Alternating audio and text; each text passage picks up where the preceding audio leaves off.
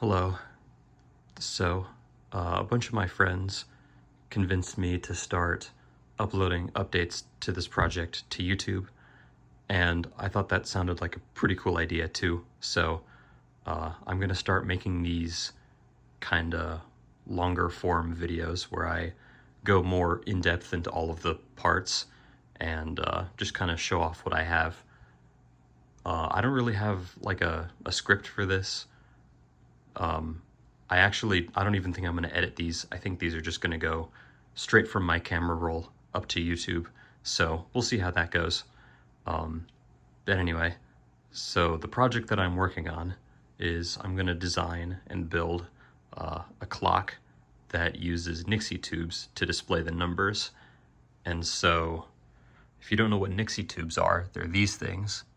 These are vacuum tubes that are made to display numbers. And I'll show off the numbers themselves in a bit, but those were made in like the 1960s and 1970s.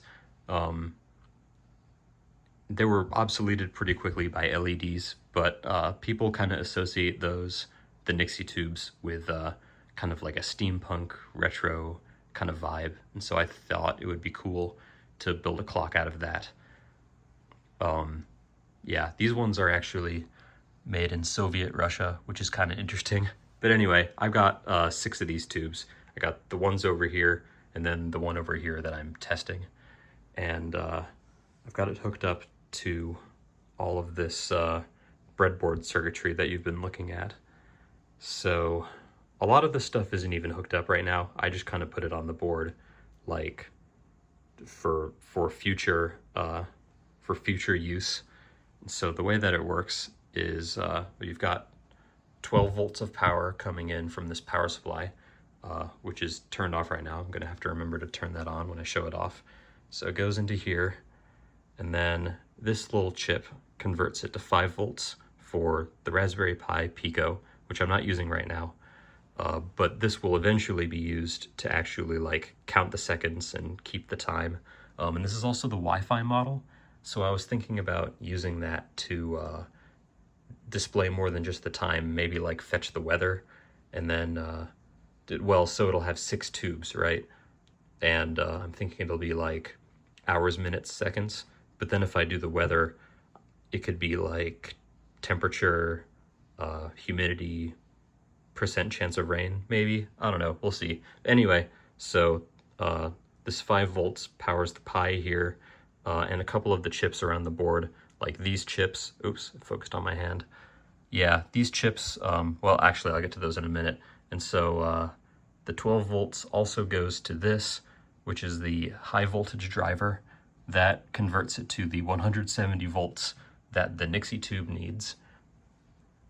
And then, of course, that goes into here, into this rainbow of cables that goes to the Nixie tube itself. So I don't know if you can see it in here, but inside of this little rainbow is the driver chip, and that is a binary decimal decoder chip. And what that means is if you input a number in binary, then it'll output that number on a dedicated line, and those dedicated lines are hooked up to the tube. So basically, I input a number in binary, and then that number will show up on the tube. Obviously, I don't have the Pi hooked up or running right now, so just for the sake of testing both the chip and the Nixie tube, I've got it hooked up to these 4 buttons, and each one of those 4 buttons is going to be 1 bit. And so for 4 bits, that's going to be able to go up to 15, but of course we only need 10 because the digits are 0 through 9. And I'm going to be pushing those buttons to kind of show you all of the numbers on the tube. Yeah, I think that's it for the schematic. So I'm gonna turn this on. Okay. All right. I'm gonna focus the camera on the tube here. And it's kind of hard to push all 4 buttons at the same time, actually. And it's also like inverted, so I have to push all of them down for 0. It's a little annoying, but I'll see if I can put on a good show.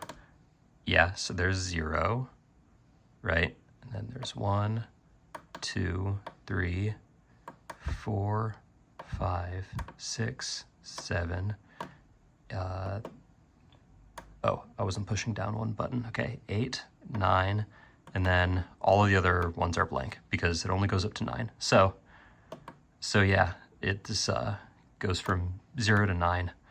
And like I said, I'm gonna have 6 of these tubes all kind of like in a row, and that'll display the time. So that'll be super cool. So the next step after this, I think, now that I know that the tube works, is to go ahead and go through all of these and through all of the chips, because each tube needs one of these chips, and so I have a bunch of those. But anyway, I'm just going to make sure that all of the tubes and all of the chips work. And then I guess the next step after that is to like put a program on the Pi and have it hooked up directly to the chip. Just see if I can like interface with it, cycle through all the numbers. And once I've confirmed I can do that, all of the parts will be working. I just need to design and order like a PCB, I guess, and you know, solder everything on, and then it'll be complete after that. So we'll see how that goes. I think the next update will be showing the programming of the Pi, though. I might do that this weekend if I have time. We'll see. Yeah, that's pretty much it. So if you're interested, subscribe, I guess. This is going to be the only thing I'm posting. So I'll see you in the next video, hopefully. All right, bye.